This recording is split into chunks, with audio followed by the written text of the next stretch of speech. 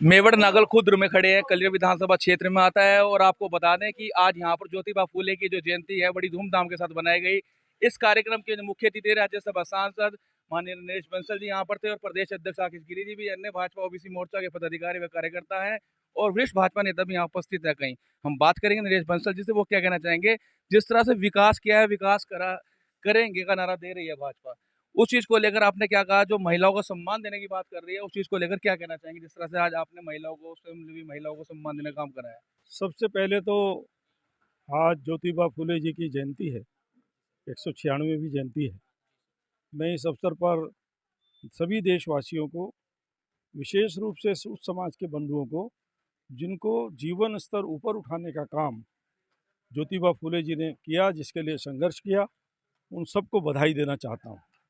और ये बताना चाहता हूँ कि ज्योतिबा फूले जी का जो स्वप्न था, ममता में समता में समाज की रचना करना, जाति के भेदभाव को समाप्त करना, छुआछूत को समाप्त करना, बाल विवाह को समाप्त करना, विधवाओं को सम्मान देना और महिलाओं का सशक्तिकरण करना, उन सब विचारों को मानकर नरेंद्र मोदी जी की और हमारी प्रदेश की पुष्कर धामी जी की सरकार उस सारे नीतियों पर चल रही है।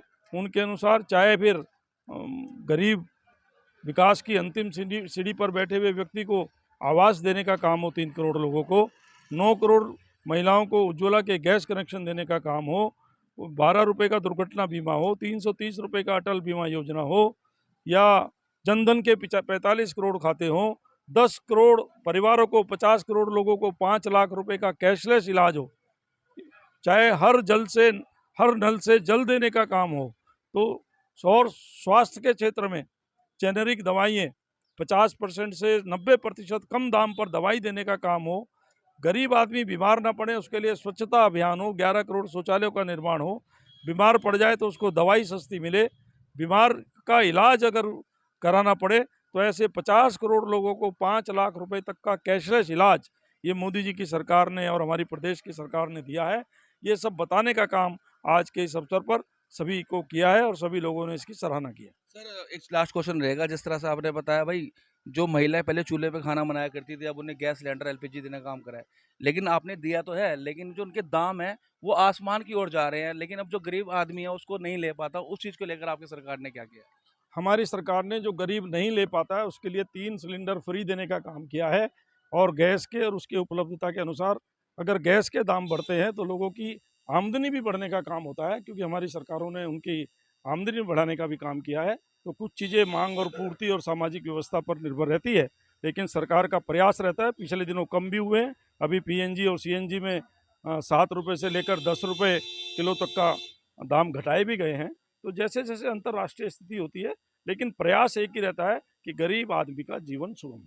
सर एक जानकारी लूंगा। जिस तरह से आपने रोजगार देने की बात युवाओं के लिए करी है कि प्रदेश सरकार रोजगार दे रही है, राज्य सरकार के साथ साथ केंद्र सरकार दे रही है, लेकिन लगातार भ्रष्टाचार पे लगाने की आप बात कह रहे हैं, लेकिन यहाँ पे लगातार भर्तियों पे घोटाले पकड़े जा रहे हैं, परीक्षाएं पेपरों में लीक की बात सामने आ रही है, उसके लिए क्या कहेंगे। पहले इन सब घोटालों को राजनीतिक संरक्षण प्राप्त होता था, इसलिए उनके ऊपर कोई कार्रवाई नहीं होती थी। अब सरकार उन सब घोटालों को पकड़ करके जो दोषी हैं उनको जेल में डालने का काम कर रही है। 60 लोगों को अब तक जेल इस घोटाले में भेजा जा चुका है, परीक्षा वाले घोटाले में, और सख्त कानून बना करके लाए हैं। उनकी संपत्ति कुर्क होगी, 10 करोड़ तक उन पर जुर्माना होगा, 10 साल तक की उनको सजा होगी, आजीवन सजा भी हो सकती है। ये पहली बार किसी सरकार ने देश के अंदर कानून बनाया है जो हमारे राज्य की सरकार ने बनाया है।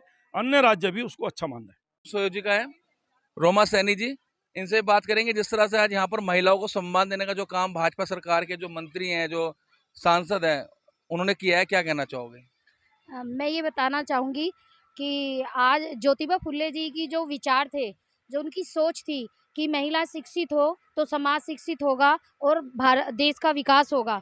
तो उन्हीं के सम्मान में, उन्हीं की याद में आज हमने उन महिलाओं को सम्मानित किया है जो शिक्षित होकर अपना घर पर स्वरोजगार कर रही हैं और अपने परिवार को आगे बढ़ाने का काम कर रही हैं और आदरणीय ज्योतिबा फुले जी के विचारों को आगे बढ़ा रही हैं। मैडम हम देखते हैं महिलाओं के साथ उत्पीड़न की जो घटनाएं घटती हैं, उस चीज को लेकर सरकार को क्या संदेश देना चाहेंगे आप। अभी इस पे बहुत नियंत्रण है, लेकिन धीरे-धीरे जिस तरह से हमारी महिलाएं जागरूक हो रही हैं, उन्हें उत्पीड़न से संबंधित कानूनों के बारे में पता चल रहा है, तो वो काफ़ी मतलब उससे वो आगे बढ़ रही हैं, जीत रही हैं उस चीज़ को, और आने वाले समय में मुझे लगता है हर महिला इसके प्रति जागरूक होगी और उत्पीड़न ज़ीरो होगा आने वाले समय में। मैडम मेरा लास्ट क्वेश्चन रहेगा, जिस तरह सरकार की योजना रहती है महिलाओं को स्वावलंबी बनाने के लिए, सब रोजगार देने के लिए, उन उस चीज के लिए आप क्या कहना चाहेंगे, जिस तरह की योजना सरकार द्वारा चलाई जाती है? भारत सरकार द्वारा एक बहुत ही अच्छी योजना चला रही है जिसका नाम है राष्ट्रीय ग्रामीण आजीविका मिशन, जो पूरे भारत में चल रही है, उत्तराखंड में भी वो चल रही है। उसमें महिलाओं को आर्थिक सहायता के साथ-साथ उन्हें स्वरोजगार से जोड़ने के लिए फ्री प्रशिक्षण दिए जाते हैं।